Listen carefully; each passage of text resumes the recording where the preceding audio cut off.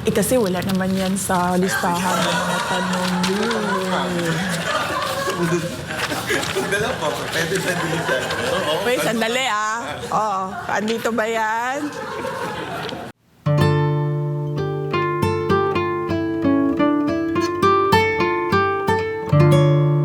Isang political question po ito, madalas itanong ito. Meron na po ba kayong napupuso ang Vice President?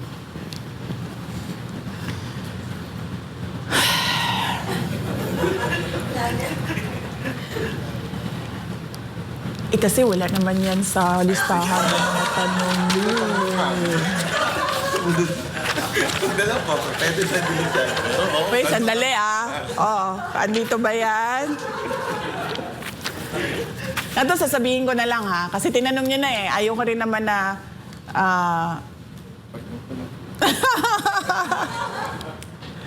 May nirecruit ako. Hanggang dyan lang ha. Hanggang dyan lang ang sasabihin ko. Nirecruit ko siya last year pa.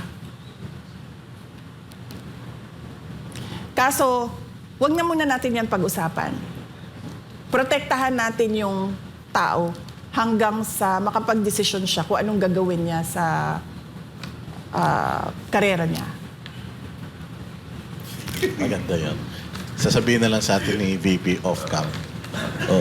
Pero yung sinabi mong walang second passport, walang matatakbuhan.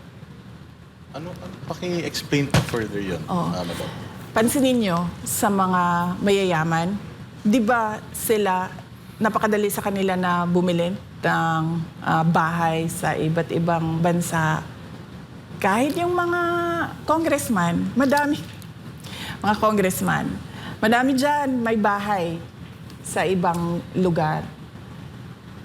Tapos, yung mga kamag-anak nila o yung mga immediate families nila, may second nationality, dual citizens. Diba? Hawak nila pasaporte ng Pilipinas, hawak nila pasaporte ng ibang bansa. Huwag na tayo magbanggit kung ano, kasi sisikat yung bansa. Diba? Tapos, napakadali ba sa kanila na pag magkagulo na tayo dito, pupunta lang sila doon? Sa ibang bansa, doon sa bahay nila, kasi may residency yung anak, yung asawa, yung kapatid, yung pamangkin. Meron akong townhouse dito sa bansa na ito. May villa ako doon sa bansa na doon. Napakadali para sa mga politiko, mga may kapangyarihan, mga mayayaman, na ganun yung gawin nila. Pero paano tayo? Paano tayo na wala tayong ibang option, wala tayong ibang choice, kundi manirahan dito sa Pilipinas. Wala tayong dual citizenship. Wala tayong isang malakas na passport na gagamitin natin. Lalayas lang ako dito pag, nagkagulo na itong bansa na ito. Meron naman akong fallback doon. Paano yung mga ganyan? Ang dami nun. Ang dami natin. Ang dami natin na ganun yung buhay natin na parang nakaangkla tayo dito sa Pilipinas.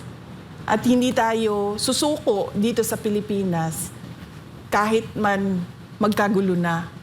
So paano tayo? Diba?